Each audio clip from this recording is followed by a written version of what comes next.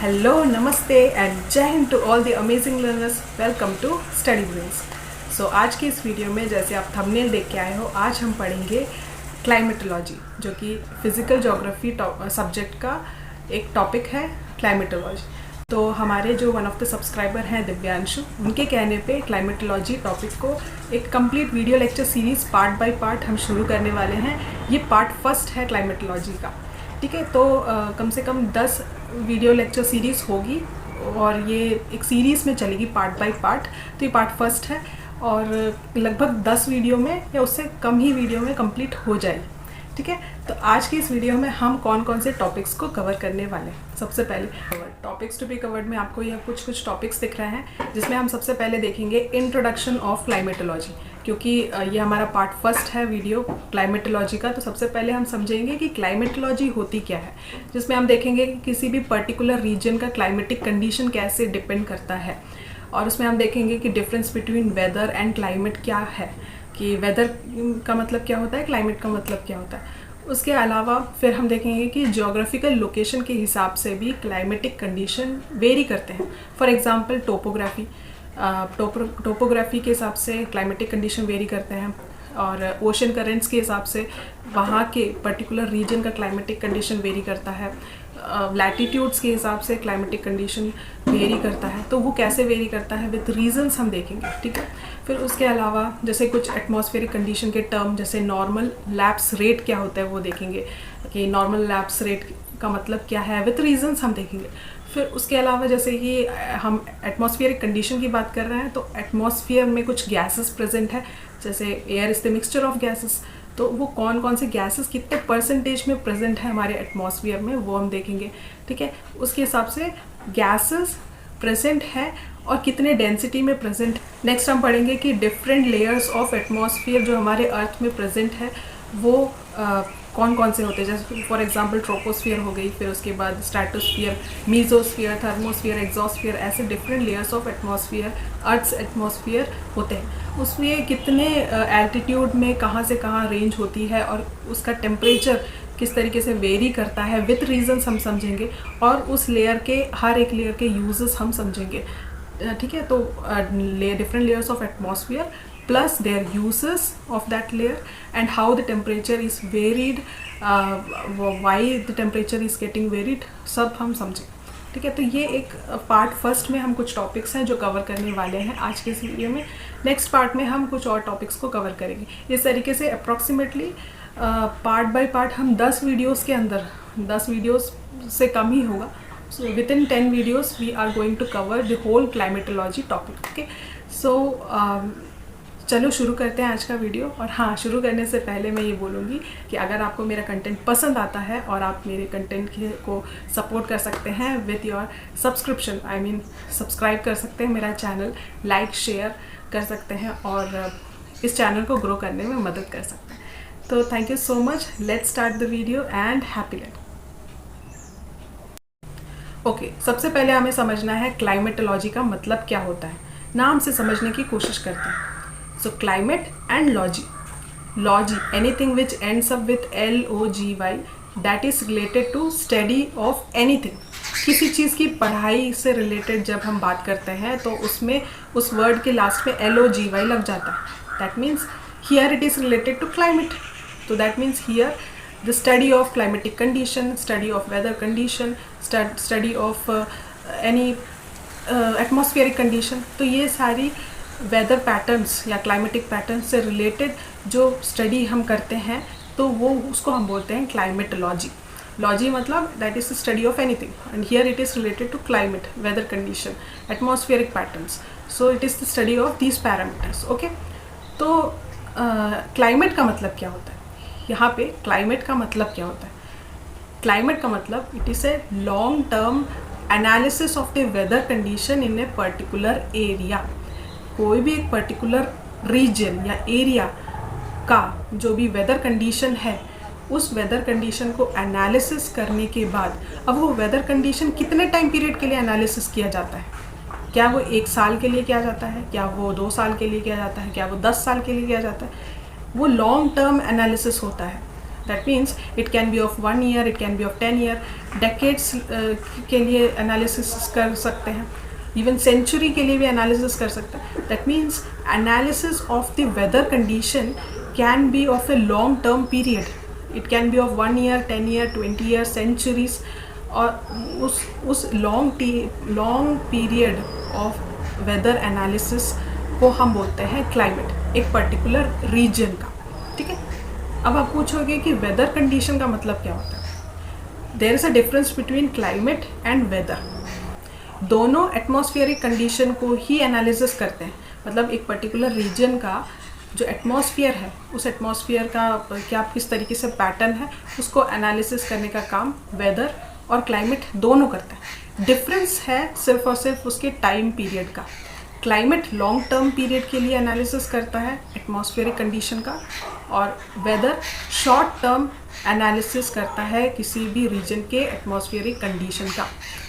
Weather का मतलब होता है it's a day to day phenomena of analysing the atmospheric condition in a particular region. For example, आज धूप हो गई, कल हो सकता है बारिश हो जाए, परसों कोई और एटमॉस्फेरिक कंडीशन हो जाए. तो that is not stable, that is temporary. तो anything which is temporary, which is unstable atmospheric condition, and that is related to weather. मतलब weather day to day phenomena, आज कुछ और होगा, कल कुछ और होगा. तो ऐसे डेली या फिर वीकली हम जब एक पर्टिकुलर एटमॉस्फेरिक कंडीशन का एनालिसिस करते हैं तो उसको हम बोलते हैं वेदर. अब क्लाइमेट का मतलब क्या होता है. Climate is a long term weather condition analysis. जितना भी हमने डेली, वीकली, मंथली जो भी एनालिसिस किया एक एटमॉस्फेरिक कंडीशन का एक पर्टिकुलर रीजन में, उसका एक लॉन्ग टाइम पीरियड के लिए हम एवरेज निकालेंगे. मतलब जैसे मान लीजिए डेकेड में उस पर्टिकुलर रीजन में जो भी वेदर कंडीशन हुआ उसका एक एवरेज निकालेंगे, और उस एवरेज के अकॉर्डिंग हम क्लाइमेट, उस पर्टिकुलर रीजन की क्लाइमेटिक कंडीशन को हम डिटरमाइन कर सकते हैं. So basically climate is a long term weather condition analysis, and weather is actually day to day phenomena of atmospheric condition that is not stable. So we are taking the average of the weather condition for a long time period and calculating the climate according to that. अब एक example से समझते हैं. जैसे for example, अगर हम अर्थ की climatic condition की बात किया जाए तो हर एक रीजन का क्लाइमेटिक कंडीशन सेम नहीं होता. It's a different depending upon the geographical location. For example, equator region में हमको क्लाइमेटिक कंडीशन वार्म देखने को मिलता है. हम आगे पढ़ेंगे क्यों होता है. जैसे ही हम हायर लैटिट्यूड्स में जाते जाएंगे हमको वो टेम्परेचर कम देखने को मिलेगा. That means less temperature climatic condition we are getting, वैसा पैटर्न हमको देखने को मिलेगा. So here we have to understand कि as we go towards the higher latitudes the climatic condition of that particular areas will also gets different. Okay, it can be of any reason. So we have to just understand how the climatic condition is changing. ठीक है. It is not same for every geographical location. अब हर एक geographical location के according climatic condition change होता है. तो जैसे हमने अभी पढ़ा कि in the equator region the most of the warm climatic condition we found, and if we go towards the higher latitudes the less temperature climatic condition we will get. Okay, so why, what is the reason behind that? उसके पीछे reason ये है कि solar radiation is different in different geographical regions. For example, हमने अभी देखा equator में हमने सबसे ज़्यादा वार्म क्लाइमेटिक कंडीशन का पैटर्न हमको देखने को मिलता है, क्योंकि जो सोलर रेडिएशन है वो डायरेक्टली इक्वेटर पे पड़ता है. और जैसे ही हम हायर लैटिट्यूड्स में जाते जाएंगे solar radiation will be in this slanted position.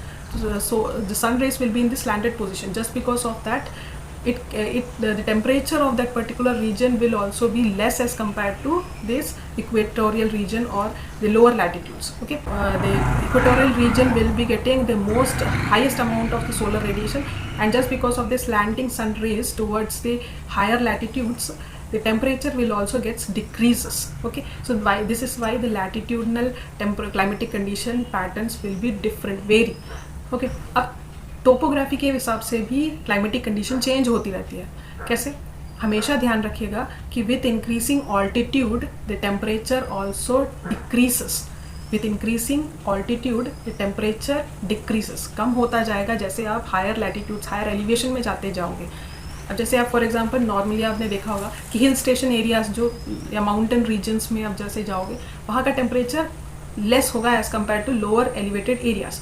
तो this is the reason why, because with increasing altitude the temperature decreases. ठीक है, अब उसको हम बोलते हैं नॉर्मल लैप्स रेट। इस चीज़ को हम बोलते हैं normal lapse rate. That means her kilometre के ऑल्टीट्यूड के हिसाब से 6.5 डिग्री सेल्सियस टेम्परेचर कम होता जाता है। दैट मीन्स हर एक kilometre, with every kilometre of increasing altitude the temperature of approximately 6.5 degree Celsius will be decreasing. ठीक है, ये मैं आपको इसलिए अभी बता रही हूँ, आगे टेम्परेचर इन्वर्शन की बात करेंगे, अभी आप जनरली इतना समझें। ठीक है, अब क्या माउंटेन रीजन के जो क्लाइमेटिक कंडीशन है वो डिफरेंट नहीं होगा? जो हायर एलिवेटेड एरियाज हैं वो टेम्परेचर कम होगा as compare to lower elevated region. So we have to conclude here that the topography of a particular region can also affect the climatic condition of a particular region. How? The lower elevated region will have the higher temperature as compared to the higher elevated region. It depends upon the topography. Okay, so this is the topography. अब हम देख लेते हैं कि हमने भी थोड़ी देर पहले पढ़ा कि नॉर्मल लैप्स रेट क्या होता है, कि with increasing the altitude the temperature decreases, जिसको हमने बोला normal lapse rate 6.5 degree Celsius पर किलोमीटर, जो हमने थोड़ी देर पहले पढ़ा। अब वो क्यों होता है, उसके पीछे का एक रीज़न है, ये हम समझते हैं। ठीक है, देखिए होता क्या है कि जो एयर मॉलिक्यूल्स होती हैं गैसेस की, वो उसकी डेंसिटी सबसे हाई होती है जो अर्थ के सरफेस में जो भी एटमॉस्फेयर प्रेजेंट होता है। And as we go towards the higher altitude the air molecules of this gases will also decreases. मतलब दैट मीन्स द गैसेस की एयर मॉलिक्यूल्स की डेंसिटी कम होती जाती है। जितनी डेंसिटी गैसेस की एयर मॉलिक्यूल्स की कम होती जाएगी, उतनी क्या होगी कि टेम्परेचर कम होता जाएगा। कैसे? उसके पीछे रीजंस है कि जैसे एयर मॉलिक्यूल्स है वो आपस में जितने ज़्यादा डेंस होंगे, डेंस का मतलब घनत्व, जितना ज़्यादा डेंस होगा एयर मॉलिक्यूल्स, उतने ज़्यादा वो वाइब्रेट होंगे, कोलाइड होंगे, और वहाँ के टेम्परेचर वार्म रहेगा। And as we go towards the higher altitudes, जो एयर मॉलिक्यूल्स हैं उसकी जो प्रेजेंस है वो कम होती जाएगी। जितने एयर मॉलिक्यूल्स कम होंगे, कोलिशन कम होगा, टेम्परेचर भी कम होता जाएगा। तो यही रीज़न है कि जो सरफेस में पाए जाने वाले एटमॉस्फेयर है, जितना अर्थ के surface closest to the earth surface होंगे, उतना एटमॉस्फेयर के जो एयर मॉलिक्यूल्स हैं वो ज़्यादा डेंस होंगे। And if we go towards the higher latitudes, the density of gases will also decreases. तो आपको यहाँ पे एक डायग्राम दिख रहा होगा कि किस तरीके से नीचे आपको एयर मॉलिक्यूल्स ज़्यादा, गैसेस ज़्यादा देखने को मिलते हैं, और जैसे ऊपर ऊपर आप जाते जाओगे डेंसिटी कम होती जाएगी, उसके हिसाब से टेम्परेचर भी कम होता जाएगा। ठीक है, तो ये रीज़न है कि क्यों ऑल्टीट्यूड के हिसाब से टेम्परेचर कम होता जाता है, जिसको हम नॉर्मल लैप्स रेट बोलते हैं। जनरली 6.5 डिग्री सेल्सियस पर किलोमीटर के हिसाब से टेम्परेचर कम होता है। ठीक है, next one is the ocean currents. Ocean currents की वजह से भी किसी भी पर्टिकुलर रीजन का क्लाइमेटिक कंडीशन वेरी हो सकता है, चेंज हो सकता है। वो कैसे हो सकता है? नॉर्मली ओशन करेंट्स हो या कोस्टल रीजन हो, ये सब कोर रिलेटेड टर्म्स हैं, मैं आपको अभी समझाऊंगी तो आपको समझ में आ जाएगा। ठीक है, ध्यान से सुनिएगा। ओशन करेंट्स क्या होते हैं? ओशन करेंट्स का मतलब movement of ocean water in a specific pattern. मतलब एक स्पेसिफिक पैटर्न में जब ओशन करेंट्स, जो ओशन वाटर है वो मूव करते हैं, तो उसको हम बोलते हैं ओशन करेंट्स। अब वो ओशन वाटर मूव क्यों करते हैं? उसके पीछे का रीज़न है कि कुछ विंड सिस्टम्स हमारे अर्थ में चलते हैं, जैसे कि हम पढ़ेंगे आगे, परमानेंट विंड सिस्टम्स होते हैं, कुछ लोकल विंड सिस्टम्स होते हैं। तो ये जो विंड्स होते हैं ये वाटर को ब्लो करते हैं और ओशन वाटर को मूव करते हैं एक पर्टिकुलर डायरेक्शन में। अब एक स्पेसिफिक पैटर्न हमको देखने को मिलता है ओशन करेंट्स का, कि ऑलमोस्ट उसी पर्टिकुलर पैटर्न में वो मूव करते हैं ओशन वाटर, तो उसको हम बोलते हैं ओशन करेंट्स। ठीक है, अब ओशन करेंट्स की वजह से किसी भी एरिया के क्लाइमेटिक कंडीशन वेरी कैसे करते हैं, ये अब हम देखते हैं। ध्यान से सुनिएगा। जैसे फॉर एग्जांपल से समझते हैं कि मान लीजिए हमारे अर्थ का जो सबसे पोल वाला रीजन है, वहाँ की जो ओशन है, ओशन वाटर, उसका टेम्परेचर बहुत ही कम होगा। क्यों? क्योंकि वो पोल्स में है, वहाँ का टेम्परेचर बहुत कम है, तो वहाँ के जो ओशन वाटर होंगे वो बहुत ही कोल्ड होंगे, कोल्ड ओशन करेंट्स होंगे। अब वो कोल्ड जो ओशन वाटर है, वो कोल्ड ओशन वाटर जब मूव करेंगे, that means cold oceanic current जब मूव करेगा, और जब वो इक्वेटोरियल रीजन में आएगा, तो हमने अभी क्या पढ़ा कि इक्वेटोरियल रीजन में वार्म क्लाइमेटिक कंडीशन देखने को मिलता है, तो वहाँ की जो ओशन वाटर होंगे वो भी वार्म ओशन वाटर होगा। तो ये जो पोलर रीजन से आने वाले कोल्ड ओशनिक करंट्स जब इक्वेटोरियल रीजन के वार्म ओशन के साथ मिक्स होंगे, तो क्या इक्वेटोरियल रीजन के क्लाइमेटिक कंडीशन वेरी नहीं कर सकते? कर सकते हैं, क्योंकि वहाँ के आने वाले जो कोल्ड ओशन करेंट्स हैं वो कोल्ड वाटर इस वार्म वाटर के साथ मिक्स करके इक्वेटोरियल रीजन को, वहाँ के क्लाइमेटिक कंडीशन को वेरी कर सकते हैं. So it is to be concluded here that the ocean currents carry its own unique temperature of ocean water, and when these ocean currents come and mix up with the another region of ocean water, it can vary the climatic condition of a particular region. So यहाँ पे अगर land mass, अगर मान लीजिए जहाँ पे वो mix हो रहा है, तो वहाँ के पास के जितने भी कोस्टल रीजन है, लैंड मासेस है, तो उस लैंड मास या फिर कोस्टल रीजन के क्लाइमेटिक कंडीशन भी अफेक्ट हो सकते हैं. सो कोस्टल रीजन के भी ये भी एक फैक्टर है कि ओशन करंट्स आए, मिक्सअप हुए और वहाँ का क्लाइमेटिक कंडीशन चेंज हुआ, जिसकी वजह से एसोसिएटेड जितने भी पास के लैंड मासेस हैं वहाँ के क्लाइमेटिक कंडीशन भी वेरी हो जाते हैं. तो इस तरीके से ओशन करंट भी क्लाइमेटिक कंडीशन को वेरी करता है. तो ये कुछ जोग्राफिकल लोकेशंस है, जैसे for example latitude, topography, ocean currents की वजह से कोस्टल रीजन या लैंड मासेस को अफेक्ट करना, ये सब जोग्राफिकल लोकेशंस के अकॉर्डिंग क्लाइमेटिक कंडीशन वेरी करते हैं. ये हमने विथ रीजंस समझा. ठीक है, तो एयर कंपोजिशन की बात कर लेते हैं कि कौन कौन से गैसेस कितने परसेंटेज में हमारे एटमॉस्फेयर में प्रेजेंट है. सबसे पहले हम देखते हैं कि नाइट्रोजन सबसे अबंडेंट अमाउंट ऑफ गैस हमारे एटमॉस्फेयर में प्रेजेंट है. Nitrogen, that is approximately 78.08% of nitrogen is present in our atmosphere. Second is the oxygen. Oxygen approximately 20.95% of oxygen gas is present. Third one is the argon, जो approximately 0.93% है. उसके बाद उससे कम carbon dioxide, जो कि 0.036% में पाया जाता है. और उससे कम नियॉन है, जो approximately 0.002% of this gas is present in our atmosphere. तो दैट मीन्स आपको यहाँ पे एरो दिख रहा होगा डेंसिटी. तो दैट मीन्स जितना ज़्यादा अबंडेंट गैस होगा उतना ज़्यादा डेंसिटी उस गैस की होगी. एक चीज़ नोट करिएगा कि जितना ज़्यादा गैस की डेंसिटी होगी वो उतना ज़्यादा अर्थ के क्लोजेस्ट आपको देखने को मिलेगा. So denser the gas it will be more towards the earth surface, and lighter the gas it will be more towards far away from the earth surface. क्योंकि वो लाइट है, तो रीज़न क्या है कि अर्थ की ग्रेविटेशन जो होती है वो डेंसर जो गैसेस है उसको वो अट्रैक्ट कर लेती है. लाइटर जो डेंसिटी वाले गैसेस होते हैं वो उसको कम अट्रैक्शन रहता है ग्रेविटी का, तो वो ज़्यादा दूर रहते हैं वो गैसेस के एयर मॉलिक्यूल्स. ठीक है, तो आपको यहाँ पे डेंसिटी देखने को मिलेगा किस तरीके से. डेंसिटी नियॉन की सबसे कम है, फिर उसके बाद कार्बन डाइऑक्साइड की उससे ज़्यादा है, फिर उससे ज़्यादा आर्गन की, फिर उससे ज़्यादा ऑक्सीजन की, फिर उससे ज़्यादा नाइट्रोजन की. इस तरीके से डेंसिटी आपको एक आरो में देखने को मिलेगी. ठीक है, तो ये है एयर कंपोजिशन. ओके, सो अब हम बात कर लेते हैं डिफरेंट लेयर्स ऑफ एटमॉस्फेयर की, क्योंकि अभी हमने थोड़ी देर पहले एयर कंपोजिशन पढ़ा कि different gases, percentage of gases which is present in our air atmosphere, and now we are going to understand the different layers of atmosphere in our earth, in the earth's atmosphere. Okay, सबसे पहले जो lower most layer होता है that is very closest to the earth surface, that is troposphere. Next one above it is the stratosphere. Third one is the mesosphere. Fourth one is the thermosphere and the last one is the exosphere. तो कुछ इस तरीके से structure of different layers of atmosphere, earth's atmosphere हमको देखने को मिलता है. एक एक करके समझते हैं कौन कौन से लेयर कितने कितने रेंज के होते हैं और टेम्परेचर वेरिएशंस कैसे होते हैं. सबसे पहले हम देख लेते हैं ट्रोपोस्फियर की. देखिए, ट्रोपोस्फियर का रेंज होता है अप्रॉक्सीमेटली 0 से 0, that means the sea level.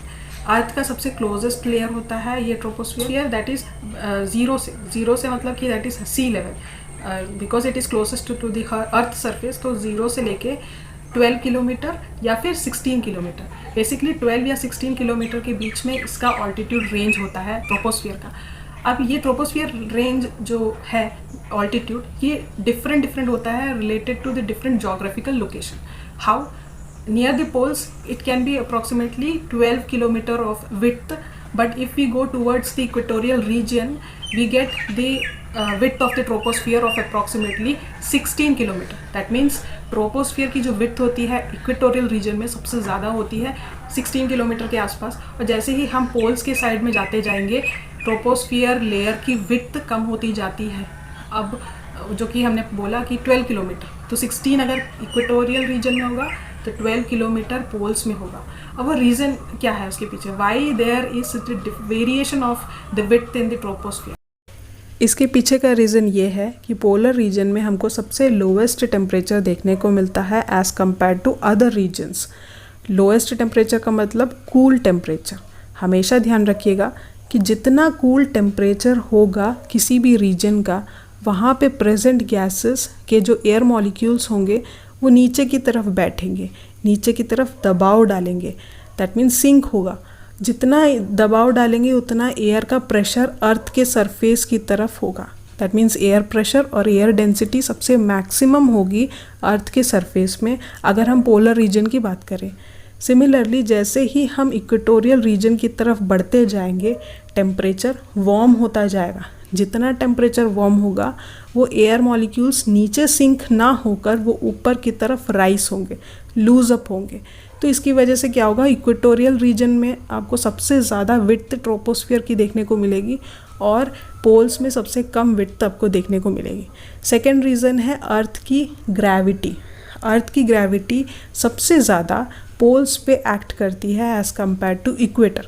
तो मतलब पोल्स में जो प्रेजेंट गैसेस होंगे वो सबसे ज़्यादा अट्रैक्ट होगा और इक्वेटर में कम अट्रैक्ट होगा, क्योंकि अर्थ की ग्रेविटी कम एक्ट होती है इक्वेटर पे। अब ये जो ट्रोपोस्फियर है इसके अंदर सारे वेदर फिनोमिना आपको देखने को मिलते हैं। सारे वेदर कंडीशन, एटमॉस्फेरिक कंडीशन जो डे टू डे फिनोमिना, जैसे फॉर एग्जांपल रेनफॉल हो गया, प्रेसिपिटेशन, क्लाउड फॉर्मेशन, प्रेसिपिटेशन, जो भी एटमॉस्फेरिक टर्बुलेंस है जैसे कि साइक्लोनिक कंडीशन वगैरह, सारे के सारे वेदर कंडीशंस जो नेचुरल फिनोमिना है वो हमको इस लेयर में देखने को मिलता है। ठीक है, ट्रोपोस्फियर। प्लस जो ह्यूमन एक्टिविटीज़ हैं, जैसे कि फॉर एग्जांपल हम जो कोई भी पोल्यूशन करते हैं तो releasing of certain harmful gases, जो जैसे क्लोरोफ्लोरोकार्बन वगैरह जब हम या कार्बन डाइऑक्साइड जो भी एमिट करते हैं वो ट्रोपोस्फियर वाले लेयर पे ही हमको देखने को मिलता है। अब ट्रोपोस्फियर की टेम्परेचर की बात करते हैं। तो हमने थोड़ी देर पहले पढ़ा क्या था कि with increasing altitude the temperature decreases. तो सेम फिनोमिना ट्रोपोस्फियर में अप्लाई होगा कि जैसे आप ऑल्टीट्यूड या एलिवेशन बढ़ाते जाओगे टेम्परेचर कम होता जाएगा, डिक्रीज होता जाएगा। नॉर्मल लैप्स रेट के बारे में हमने पढ़ा था। तो यही सेम फिनोमिना इसमें अप्लाई होता है ट्रोपोस्फियरिक लेयर में। ठीक है, अब नेक्स्ट लेयर है स्ट्रैटोस्फियर। स्ट्रैटोस्फियर वाली लेयर जो सेकंड लेयर है अबाउ ट्रोपोस्फियर।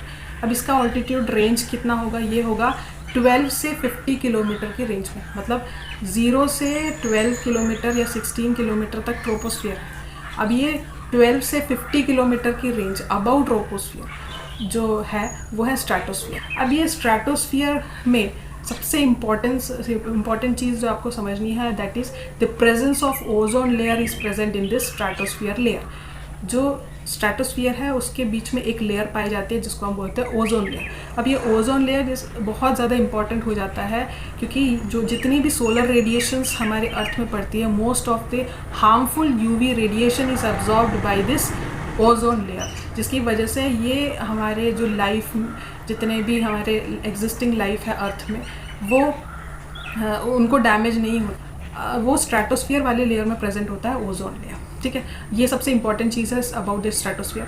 दूसरी चीज़ ये है कि आपने कभी नोटिस किया होगा जितने भी जो एरोप्लेन हैं, जो भी फ्लाइट्स हैं, वो उड़ते हैं above the clouds. That means हमने अभी थोड़ी देर पहले क्या पढ़ा था, what ever the weather phenomena, for example cloud formation, precipitation, it is related to the troposphere. So that means it is flying above the troposphere. इसका मतलब वो स्ट्रैटोस्फियर वाली लेयर पे जितने भी एरोप्लेन, जो भी फ्लाइट्स हैं, वो फ्लाई करते हैं। अब इसके पीछे का रीज़न ये है कि जितने भी एटमॉस्फेरिक टर्बुलेंस हमको देखने को मिलते हैं, फॉर एग्जांपल जेट स्ट्रीम, ये सब ट्रोपोस्फेरिक लेयर में हमको देखने को मिलता है, जिसकी वजह से एक अनस्टेबल एटमॉस्फेरिक कंडीशन हो जाता है फ़्लाइट्स के लिए फ्लाई करने में।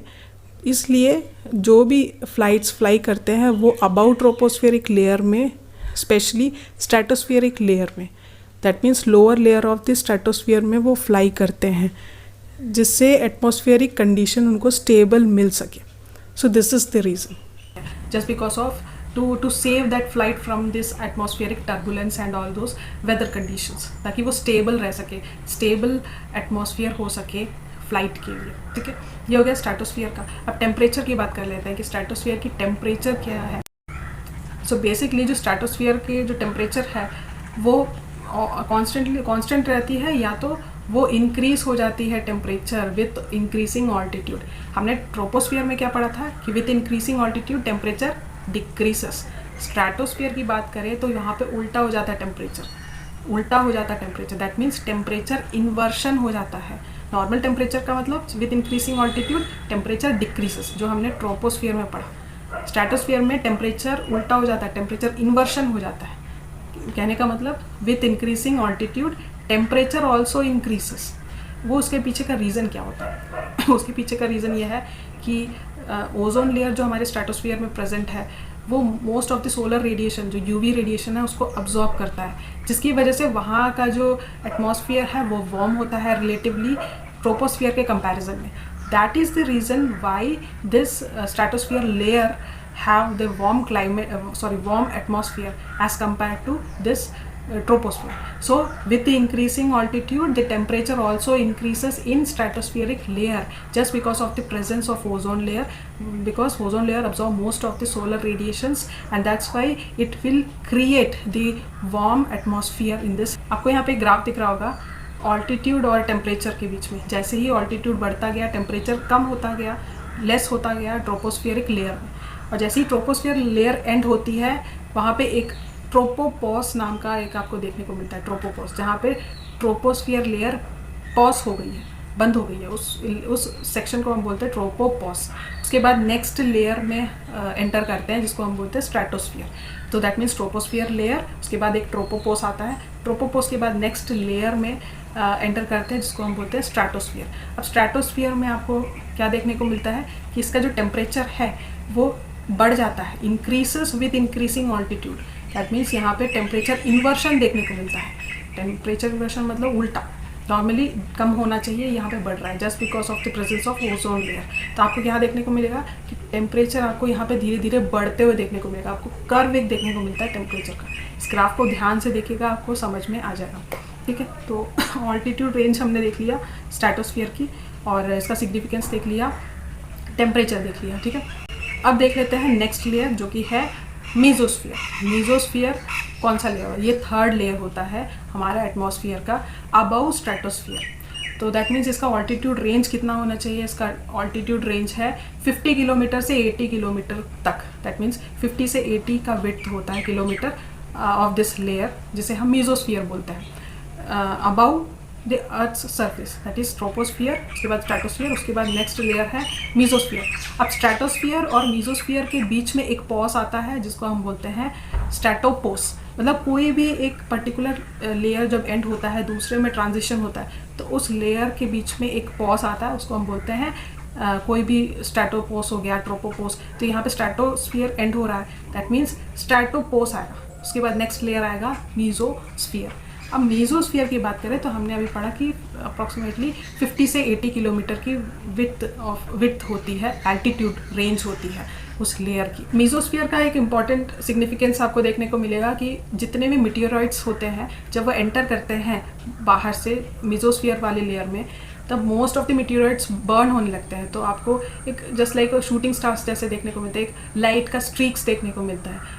तो mesosphere is a layer where most of the meteorites burn out. Okay, so इस वजह से क्या होता है, जितने भी हेवी जो स्टोन्स होते हैं, मीटियोराइट्स मतलब जो स्टोन्स होते हैं, वो बर्न आउट होते होते जब हमारे अर्थ के सरफेस में आते हैं तो वो डैमेज नहीं करते हैं वो, क्योंकि वो एटमॉस्फेयर ही उसको बर्न आउट कर देती है। फ्रिक्शन की वजह से वो बर्न आउट होती है, जिसकी वजह से सरफेस पे जब वो आती है तो बहुत ही छोटा सा एक स्टोन रह जाता है। तो mesosphere is that layer where most of the meteorites burn out, we can see in the form of a light streaks which can called as a shooting stars. Okay, so ये mesosphere की एक importance की बात कर रहे हैं। अब हम बात कर लेते हैं टेम्परेचर ऑफ मीजोस्फीयर लेयर की। तो it is called as the coldest layer of earth's atmosphere as compare to the other layers. इसके पीछे का रीज़न क्या है? हमें पता है कि with increasing altitude the density of the gases decreases. That means कि मीजोस्फीयर लेयर में जो भी गैसेस प्रेजेंट होंगी उसकी कॉन्सेंट्रेशन लेस होंगी as compare to the lower layers. और just because of the less concentration of the gases in the mesosphere layer, specially the green house gases, because green house gases are called as the heat trapping gases. तो heat trapping gases कम होने की वजह से, concentration लो होने की वजह से इस लेयर में टेम्परेचर बहुत कम होगा, कूल होगा temperature. That's why it is called as the coldest layer of atmosphere. एक चीज़ नोट करिएगा कि किसी भी एटमॉस्फेयर में जो प्रेजेंट गैसेस के एयर मॉलिक्यूल्स हैं, जब वो सोलर रेडिएशन को अब्जॉर्ब करते हैं तो अब्जॉर्ब करने के बाद वहाँ के एटमॉस्फेयर का जो टेम्परेचर है वो वार्म हो जाता है, हॉट हो जाता है. सिमिलरली जब वही same amount of heat energy को एटमॉस्फेयर में रिलीज़ कर देते हैं वो गैसेस, उसके बाद वहाँ के एटमॉस्फेयर का जो टेम्परेचर है वो कूल डाउन हो जाता है. तो here we have to understand, ये कॉन्सेप्ट है. तो यहाँ पे मीजोस्फीयर लेयर में जो गैसेस की कॉन्सेंट्रेशन कम है, that means come solar radiation absorb करेगा, सिमिलरली कम रिलीज़ करेगा वो एटमॉस्फेयर में. तो इसकी वजह से वहाँ का टेम्परेचर सबसे कोल्डेस्ट होता है as compare to the other layers. अब मीजोस्फीयर लेयर में जो गैसेस प्रोमिनेंटली प्रेजेंट है वो है nitrogen and oxygen. Most of the gases में से नाइट्रोजन ऑक्सीजन बहुत प्रोमिनेंटली प्रेजेंट होते हैं. तो ये है about mesosphere. Next layer is the thermosphere layer. ठीक है, अभी हमने मीजोस्फीयर लेयर पढ़ा, उसके बाद जो एक ट्रांजिशन आएगा, एक पॉस आएगा, उसको हम बोलेंगे मीजोपॉस. उसके बाद नेक्स्ट लेयर आएगा thermosphere, that is the transition point between these two layer is the mesopause. वहाँ पे पॉस हो जाता है. तो हमेशा याद रखिएगा कोई भी स्फीयर जो एंड होता है उसको उस नाम से हम पॉज लगा देते हैं. तो मीजोस्फीयर जहाँ पे एंड होता है उसे हम बोलेंगे मीजोपॉस. ठीक है, नेक्स्ट है थर्मोस्फीयर. अब थर्मोस्फीयर को एक और नाम से बोला जाता है आयोनोस्फीयर. आयोनोस्फीयर क्यों? क्योंकि इस लेयर में सबसे ज़्यादा आयोनाइज्ड एयर मॉलिक्यूल्स या atoms of particular gases present होते हैं. जो इस लेयर में जितने भी गैसेस प्रेजेंट होंगे वो that will be in the form of ionised. अब आयोनाइज कैसे होते हैं ये गैसेस? होता क्या है कि जो सोलर रेडिएशंस हैं वो सबसे ज़्यादा, क्योंकि ये सोलर रेडिएशंस के सबसे करीब होता है. If we talk about the lower layers of the atmosphere, वो lower layers of the atmosphere solar radiation से दूर होंगे. But if we go towards the higher latitudes, solar radiation से ज़्यादा क्लोजर होंगे. So if the solar radiation initially these atoms or the molecules of these gases will be neutral, वो neutral होते हैं. But when the solar radiation is absorbed by these atoms or the molecules of these gases, it will be ionized. अब ये ionized कैसे होते हैं? ये atoms के अंदर जो भी इलेक्ट्रॉन्स होते हैं वो फ्री हो जाते हैं और बाद में पॉजिटिव आयंस और फ्री इलेक्ट्रॉन्स इस पर्टिकुलर आयनोस्फीयर या थर्मोस्फीयर में प्रेजेंट होते हैं, जिसकी वजह से हम इसको आयोनाइज्ड गैसेस बोलते हैं. अब इसकी वजह से क्या होता है? इस आयोनाइज्ड गैसेस की वजह से रेडियो वेव्स ट्रांसमिट करने में हेल्प होती है. कैसे? जैसे कोई भी पर्टिकुलर अर्थ से ट्रांसमीटर रेडियो वेव्स को, सिग्नल्स को सेंड किया. अब ये रेडियो वेव्स क्या करेंगे? आयनोस्फीयर जो हम पढ़ रहे हैं, थर्मोस्फीयर, इस एटमॉस्फेरिक लेयर से पास होके कोई भी रिसीवर जो अर्थ में रिसीव करने के लिए, इस रेडियो वेव्स को रिसीव करने के लिए है, वो रिसीव कर लेता है. तो रेडियो वेव्स ट्रांसमिशन के लिए भी आयनोस्फीयर का यूज़ किया जाता है, थर्मोस्फीयर का यूज़ किया जाता है, just because of this ionised gases which is present in this layer. Okay, तो अब डिपेंड करता है, हायर द फ्रीक्वेंसी, जितनी ज़्यादा फ्रीक्वेंसी होगी रेडियो वेव्स की, longer distance it can travel. ठीक है, अब जितनी ज़्यादा फ्रीक्वेंसी रेडियो वेव्स की होती जाएगी उतना लॉन्ग डिस्टेंस ट्रैवल करेगा आयनोस्फीयर से. ठीक है, अब आयनोस्फीयर को भी सब डिवाइड किया जाता है पर्टिकुलर लेयर्स में. जैसे डी लेयर हो गया, ई लेयर हो गया, F1 लेयर हो गया, F2 लेयर हो गया, ये सारे लेयर्स. अब इलेक्ट्रॉन की डेंसिटी हर एक लेयर में डिफरेंट होगी आयनोस्फीयर में. That means with increasing altitude the electron density also increases. That means D region की सबसे कम इलेक्ट्रॉन डेंसिटी होगी और F2 रीजन की सबसे ज़्यादा इलेक्ट्रॉन डेंसिटी होगी. जितना ज़्यादा इलेक्ट्रॉन डेंसिटी उतना ज़्यादा एफिशिएंट रेडियो वेव्स का ट्रांसमिशन होगा. That means ionosphere layer is divided into the sub layers, this D layer, E layer, F1 layer, F2 layer. अब इलेक्ट्रॉन की डेंसिटी भी अकॉर्डिंगली चेंज होगी ऑल्टीट्यूड के हिसाब से इस आयनोस्फीयर में. अब जब रेडियो वेव्स की फ्रीक्वेंसी हम जितनी ज़्यादा बढ़ाते जाएंगे उसके हिसाब से लेयर्स के अकॉर्डिंग वो ट्रैवल करेगी. जैसे मान लीजिए एक फ्रीक्वेंसी हमने एक रेडियो वेव्स की ट्रांसमिट करी, आयनोस्फीयर से वो ट्रैवल करी. अब वो हो सकता है कि पहले वो ई लेयर से ट्रैवल करे, बाद में उसकी फ्रीक्वेंसी बढ़ा दिया जाए तो वो बाद में F1, F2 ऐसे लेयर्स को फ्रीक्वेंसी के अकॉर्डिंगली वो अपने लेयर्स को चेंज करती है, just because of the free electron and ionised gases की डेंसिटी के अकॉर्डिंग उस आयनोस्फीयर लेयर में, ठीक है। अब थर्मोस्फीयर में एक और नेचुरल फिनोमिना हमको देखने को मिलता है, वो है ऑरोरा। आपको यहाँ पे एक फ़ोटो दिख रही होगी। जनरली होता क्या है कि स्काई में आपको डिफरेंट कलर कॉन्ट्रास्ट वाले, जनरली ग्रीन या पिंक कलर के कलर कॉन्ट्रास्ट देखने को मिलता है, और ये पोलर रीजन्स में आपको देखने को मिलेगा। ये हम आगे कभी भी पढ़ेंगे इन डिटेल, बट अभी इतना समझिए कि जैसे थर्मोस्फीयर लेयर में जितने भी गैस मॉलिक्यूल्स प्रेजेंट है, उसके साथ ये सोलर विंड्स इंट्रैक्ट करके एक नया कलर कॉन्ट्रास्ट हमको देखने को मिलता है। ये फिनोमिना है natural. Okay, so last layer of atmosphere है एग्जॉस्फियर। इसको हम outer most layer of atmosphere भी बोलते हैं, क्योंकि ये इसके बाद जो भी लेयर्स ऑफ एटमॉस्फेयर है सब ख़त्म हो जाता है। Then after that transition to space will start. तो आप इमेजिन कर सकते हैं जितने भी गैसेस यहाँ पे प्रेजेंट होंगे वो बहुत ही लेस डेंस होंगे as compare to the lower layers, और उसके बाद जो भी गैसेस होंगे वो धीरे धीरे अर्थ की ग्रेविटी को एस्केप करके टुवर्ड्स स्पेस वो चले जाएंगे।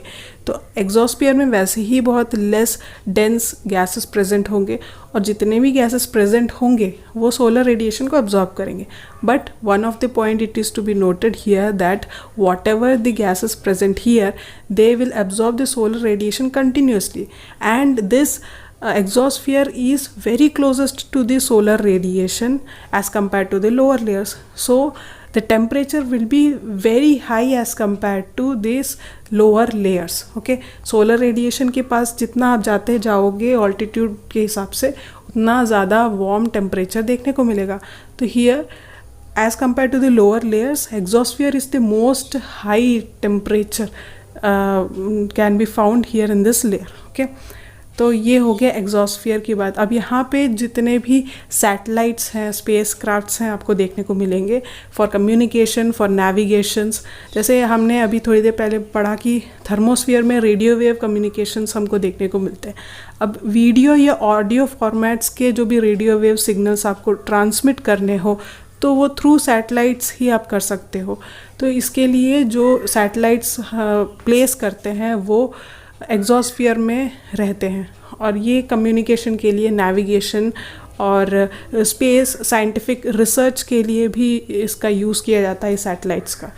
तो this is the importance of exosphere. हमने ऑल्टीट्यूड रेंज देखा कि 600 किलोमीटर एंड बियॉन्ड का उसका रेंज होता है, ठीक है। तो इस तरीके से कुछ हमने इम्पोर्टेंस देखा लेयर्स ऑफ एटमॉस्फेयर का। सो हमको हर एक लेयर ऑफ एटमॉस्फेयर को स्टडी करने के बाद क्या कंक्लूशन मिलता है? अगर हम इसके टेम्परेचर की बात करें तो it is to be concluded that the temperature of each layer of atmosphere is not same, it is different. मतलब विथ इंक्रीजिंग ऑल्टीट्यूड कहीं पे डिक्रीज़ हो जाता है, कहीं पे इंक्रीज़ हो जाता है। अगर वो विथ ऑल्टीट्यूड इंक्रीज़ हो रहा है तो वहाँ पे टेम्परेचर इन्वर्शन हो जाता है। तो ये हमने कंक्लूड किया आज के इस टॉपिक। ऑलराइट गाइस, तो आज के लिए इतना ही। आज हमने पार्ट फर्स्ट ऑफ क्लाइमेटोलॉजी पढ़ा, जिसमें हमने बहुत सारे कॉन्सेप्ट्स को क्लियर किए, जैसे कि क्लाइमेटोलॉजी की इंट्रोडक्शन से शुरू किया। हमने difference between weather and climate पढ़ा, फिर उसके अलावा जोग्राफिकल लोकेशन के अकॉर्डिंग क्लाइमेटिक कंडीशन कैसे चेंज होती है, जैसे topography, latitude, oceanic currents, coastal regions, ये सारी चीज़ें हमने कवर की। उसके अलावा एयर कंपोजिशंस हमने देखे, नॉर्मल लैप्स रेट जो होता है वो क्या है वो हमने देखा विथ रीजन्स। फिर उसके अलावा स्ट्रक्चर ऑफ एटमॉस्फेयर, मतलब डिफरेंट लेयर्स ऑफ एटमॉस्फेयर कौन कौन से हैं, टेम्परेचर किस तरीके से चेंज होता है, सारी चीज़ें हमने देखी। जैसे हमने टेम्परेचर इन्वर्शन देखा कि किस तरीके से स्ट्रैटोस्फीयर में टेम्परेचर इन्वर्शन देखने को मिलता है, मतलब टेम्परेचर का उल्टा। Normally temperature decreases with increasing altitude है, पर स्ट्रैटोस्फीयर में हमको टेम्परेचर इन्वर्शन देखने को मिलता है। सिमिलरली अगर दूसरे लेयर्स की बात करें, जैसे फॉर एग्जांपल कि थर्मोस्फीयर हो गया या एग्जॉस्फीयर की बात करें, तो उसमें भी तो टेम्परेचर इंक्रीज होता है, हाई टेम्परेचर देखने को मिलता है। तो ये भी टेम्परेचर इन्वर्शन ही हमको कहीं ना कहीं देखने को मिलेगा, एग्जॉस्फीयर की बात करें या थर्मोस्फीयर की बात करें। तो ये हो गया। तो ये सारी चीज़ें हमने आज की इस वीडियो में पढ़ी। पार्ट फर्स्ट है क्लाइमेटोलॉजी का। सेकेंड पार्ट में हम कुछ और टॉपिक्स कवर करेंगे। तो आई होप आज का वीडियो आपको इन्फॉर्मेटिव लगा होगा। अगर अच्छा लगा हो तो प्लीज़ लाइक, शेयर और सब्सक्राइब करें मेरा चैनल। आपके लाइक, शेयर और सब्सक्राइब करने से ही मेरे को और भी मोटिवेशन मिलेगा, मैं और बेहतर से बेहतर आपको कंटेंट प्रोवाइड करके दूँ। तो ये चैनल ग्रो करने में मदद करें, मुझे कृपया करके लाइक करें, शेयर करें और सब्सक्राइब करें। लोगों के बीच में शेयर करने की कोशिश करें ताकि उनको भी मदद मिले। और चलती हूँ, नेक्स्ट वीडियो में मिलते हूँ। और हाँ, अगर आपको पुराने वीडियोस देखने हैं, और मैं साइंस एंड टेक्नोलॉजी की भी वीडियोस डालती हूँ, जैसे फॉर एग्जांपल मैंने अभी रिसेंटली नैनो टेक्नोलॉजी की भी डाली थी, तो आपको यहाँ पे कहीं पे लिंक आई कार्ड का दिख रहा होगा। उसके अलावा मैं डिस्क्रिप्शन बॉक्स में भी प्लेलिस्ट की लिंक दे दूँगी, आप वहाँ से जाके भी देख सकते हो। ठीक है, तो मिलती हूँ। और हाँ, अगर आपको कोई सजेशंस हैं रिलेटेड टू कोई भी पर्टिकुलर टॉपिक से आप पढ़ना चाहते हो, तो आप मुझे कमेंट बॉक्स में बताइएगा कि मैं कौन से नेक्स्ट वीडियोस बनाऊँ उससे रिलेटेड, तो आप बताइएगा ज़रूर। ठीक है, मिलती हूँ नेक्स्ट वीडियो में। Till then bye bye, take care, God bless you, पढ़ते रहिए, खुश रहिए, बाय बाय, टेक केयर।